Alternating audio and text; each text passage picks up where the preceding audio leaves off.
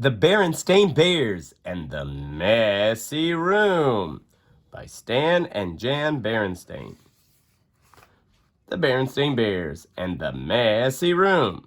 When small bears forget to pick up, store, and stash some of their favorite things end up in the trash.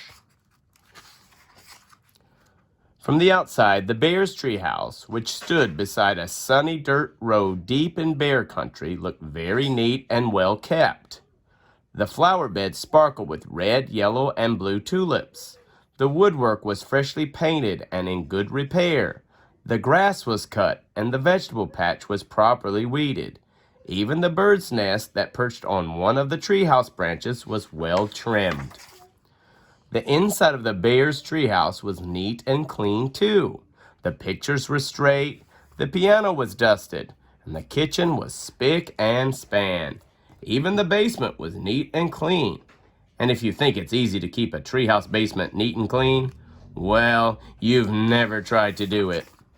Yes, the bear's treehouse was a lesson in neatness and cleanliness, except for one place, Brother Bear and Sister Bear's room. It was a mess, a dust-catching, wall-to-wall, helter-skelter mess. Half-done jigsaw puzzle gathered dust in one corner of the room. A group of brothers' dinosaur models collected cobwebs in another. Sister's stuffed animals were everywhere. As for the cub's big storage closet, well, just be careful how you open it. It wasn't that brother and sister were naturally messy. They tried to keep their room straight. They made their beds most of the time, and they swept and picked up once in a while. The trouble was that when cleanup time came, they spent more time arguing than cleaning. "How am I supposed to sweep with your dumb dinosaur toys all over the floor?" argued Sister. "They're not toys, they're models, and I don't move them. I'm working on a setup of the Pleistocene age," Brother protested. "Pleistocene, Schmestocene," shouted Sister. Not only was Brother and Sister's room a mess, but Brother and Sister were getting to be a mess too, always arguing about cleanup chores instead of sharing the job and working as a team. What usually happened was that while the cubs argued about whose turn it was to do what, Mama took the broom and did the sweeping herself. And she often did the picking up too. That was the worst part, the picking up and the putting away. Well, the mess just seemed to build up and build up until one day, maybe it was because of Mama's back was a little stiff, or maybe it was stepping on Brother Bear's airplane cement, or maybe she was just fed up with that messy room.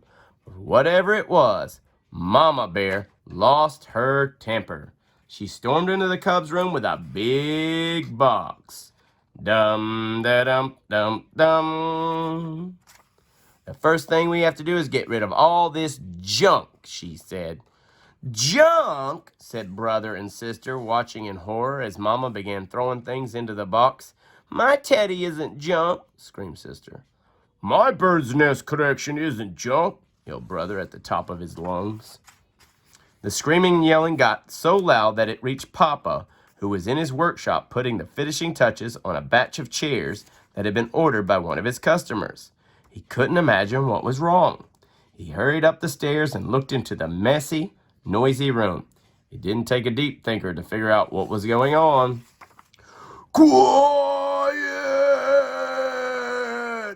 Papa got Mama's and the cubs' attention and called a family meeting right then and there. "Now, the mess has really built up in this room," he said. "In fact, it's the worst case of messy build-up I've ever seen. And it isn't fair," he continued. "It isn't fair to your mama and me, because we have a lot of other things to take care of.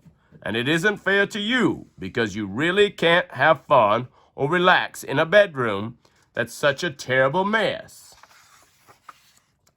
"But Mom is putting all my things into the box, even my teddy," said Sister. "And my things too," cried Brother. Then Papa got an idea. A box, yes, he said. Better yet, a lot of different kinds of boxes. A big toy box for your larger toys. I can make one for you in my shop. And some smaller boxes for your collections and models. And how about one of those boards with holes and pegs to hang things on? Asked Sister. A pegboard? Said Papa. Great idea. All this room needs is a little organization. A little organization and a few rules, added Mama. Rules about more sweeping and less arguing and not leaving things to gather dust and cobwebs. Papa set to work making a fine big toy box and a large pegboard, while the Cubs and Mama sorted out toys, books, games, puzzles, and put them into neat boxes that fit neatly into the closet. Every box was clearly labeled. Some of the Cubs' things did end up in Mama's big throwaway box. Not Sister's Teddy, of course, but some of Brother's bird's nests, the crumbling, falling apart ones. It was a very big job cleaning up all that messy buildup. But after a lot of straightening up and putting away, the job was finally finished.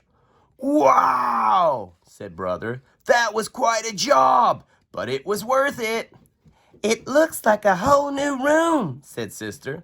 The Cubs were right. And Papa had been right too. It was so much more enjoyable living in a neat, clean, well-organized room, and so much more relaxing. It wasn't as exciting to open the big storage closet now, but it was much more practical and a lot more fun.